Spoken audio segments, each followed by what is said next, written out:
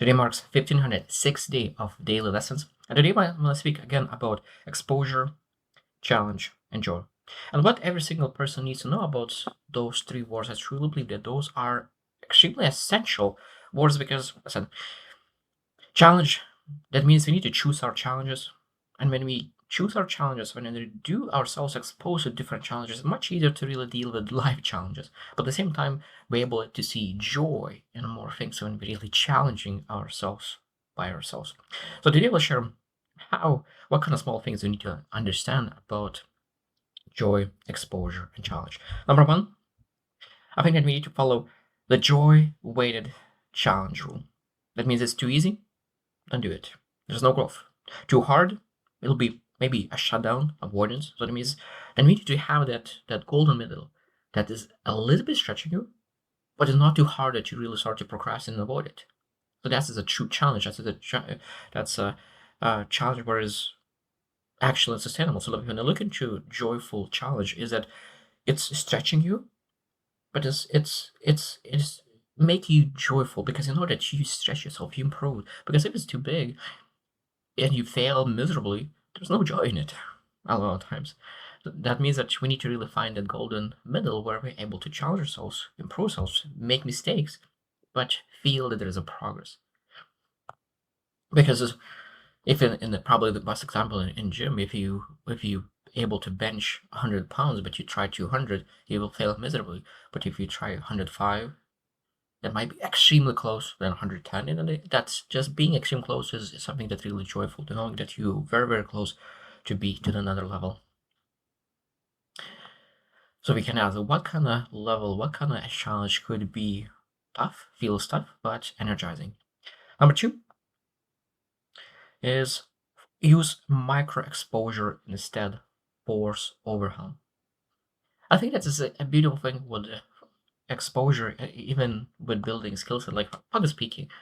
Like for example, you want to expose yourself to speaking in front of people. So don't overwhelm yourself speaking in front of 15,000 people, 10,000 people, 5,000 people. Maybe expose yourself to speak in front of one person, 5 people, 10 people, 15 people. And I think that this is just a small example, but I think in life in general, we need to be able to expose to things that you had never done before. So let's say that I want to travel to a different country, far, far away.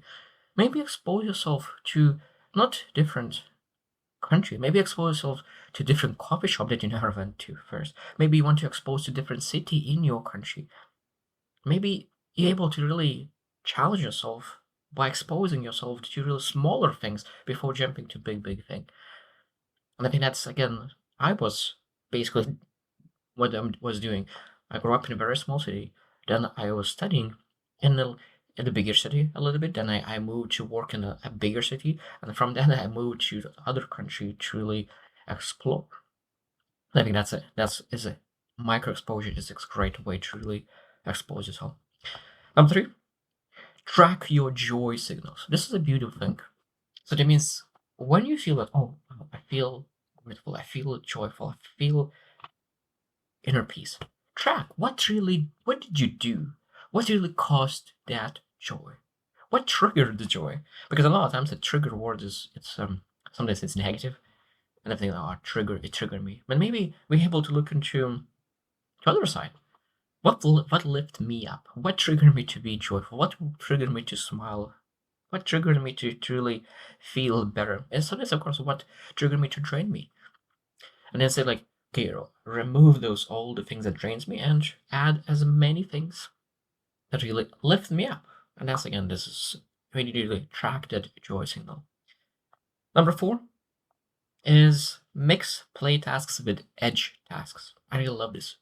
That means that when you're really going after big, massive, challenging tasks, activities, behaviors that you need to do, maybe you were able to mix it with some kind of playful, joyful activities that intertwines. And especially at the beginning, when you really still extremely challenging, maybe able to really play with it and really find how you can bring joy. Because playtask is something easy, enjoyable, light, and edge is something mildly to very scary and really challenging because that's important part challenging. And when you mix them together, you're able to elevate your energy, drain your energy a little bit, which challenge it. That's totally fine. But you're able to, when you mix them together, it's much easier to sustain the game.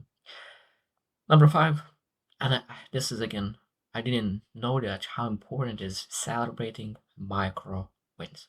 I always said like I want to have the big goal, massive goal, and didn't celebrate, didn't really appreciate all the small wins that I'm gathering.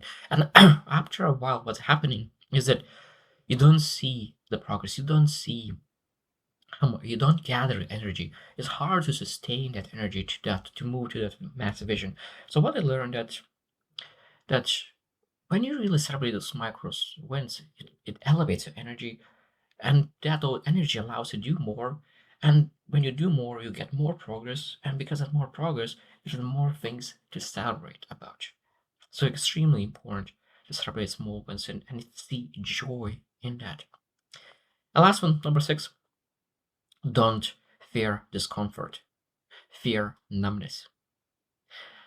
I think that discomfort, like when you expose yourself, there will be discomfort. When you challenge yourself, there will be discomfort. But that will bring, at the end of the day, joy.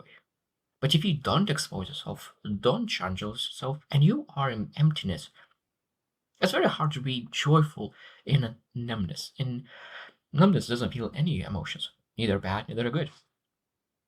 So I think that we need to choose the battles, and I think that we need to choose to really go after, expose ourselves to those different challenges, to the different environments, just to make sure that we're able to see all the emotions, positive and negative. Because if you expose yourself, there will be emotions that you didn't like.